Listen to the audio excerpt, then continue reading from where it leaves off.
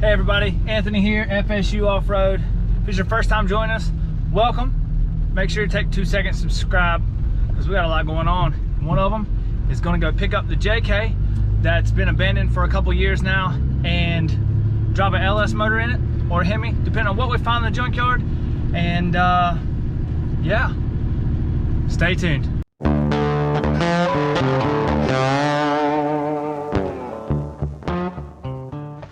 I just got to his shop here, just right around the corner. It's not too far from the house, about 3 miles or so.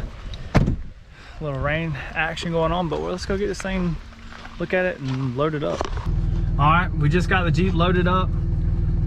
So now it's time to take this basically abandoned Jeep and turn it into a nice running daily driver LS swap and or Hemi, you know, I don't know.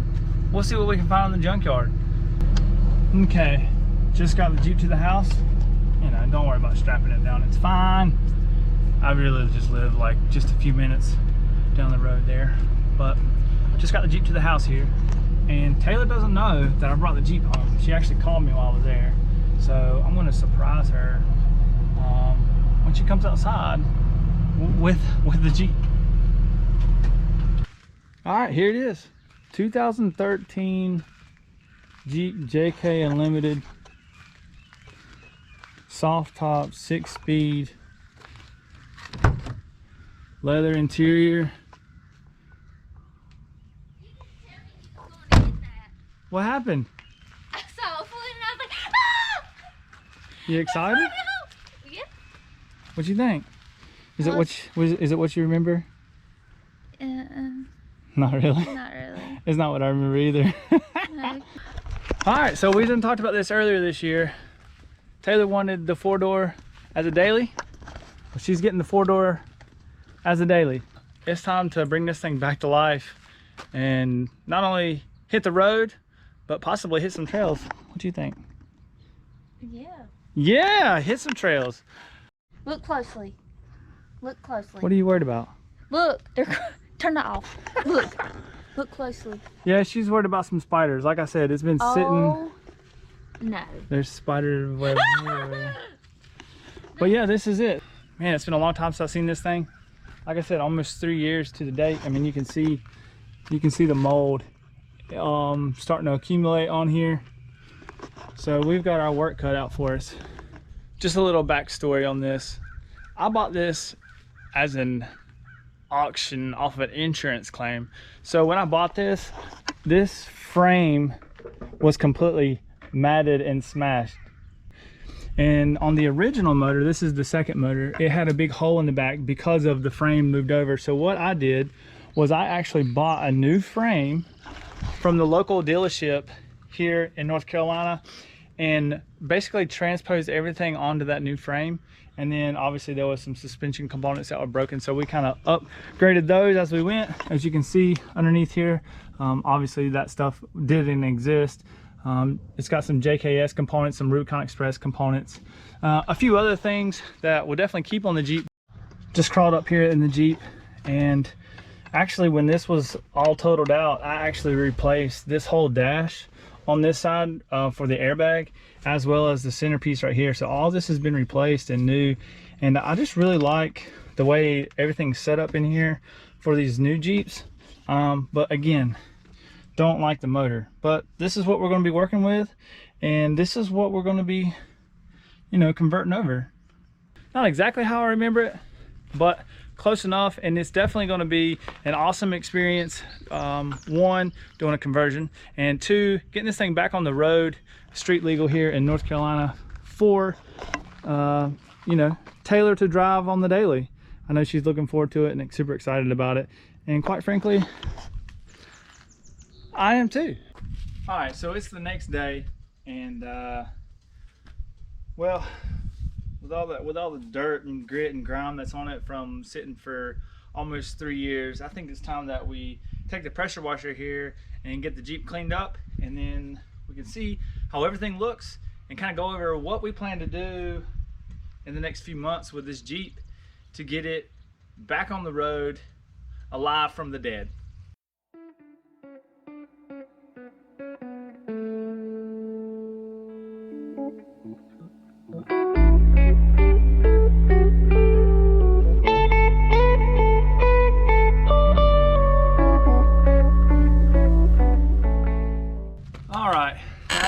Jeep's all clean.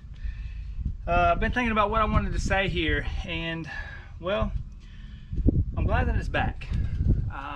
Like I said, it's been almost 3 years, and you might be wondering, well, why in the world did you wait so long before you started working on it again? Well, when I got this, I had bought it, like I said, as an insurance claim, rebuilt it from the frame up, put it on a new frame, and I used it as a daily driver for a little while until we took it off road. And like I said, that was the first motor, and once that motor went, we put a new motor in it, and the secondary motor didn't last very long at all. So once that happened, I was actually in the market to buy a house, this house right here actually, but at the time I basically used every penny that I had to buy a house, and once I did that, I literally had no extra money to put towards this Jeep. But yeah, I mean, that's the reason why it's taken so long. You know, now we could have built it as a race Jeep or whatever, but we're in a good place now to start working on it and to really build it the way we want to build it, as a daily driver and as a weekend warrior. So with the Jeep all ready, we're going to, like I said, depending on what we find in the junkyard, it's either going to be a Hemi swap or an LS swap. I'm not 100% sure. There's still a lot to go in behind the scenes of all this before we get into it. And you know, the first things first, we have to get this whole front end disassembled, the motor out, the transmission out, all that before we get started. So I have a little bit of time to kind of figure out the way we want to go. And LS is easy, but you know, keeping everything Mopar would be an awesome way to, you know, keep it in the Mopar family as well. But I think I'm kind of torn. You guys leave a little comment down below, and you just let me know what you think we should do, LS or Hemi. I mean, there's Hemi ones out there, there's LS ones out there, so I mean, kind of toss up at this point, like I said. But along with the motor, we're really wanting to build this thing up just a little bit more. Right now it's short arm, front and rear. It's still on the Dana 30 and 44. I have a set of Rubicon axles that we're going to put underneath here, so we'll build those up. So stay tuned for that video. That'll be a little while before we get there.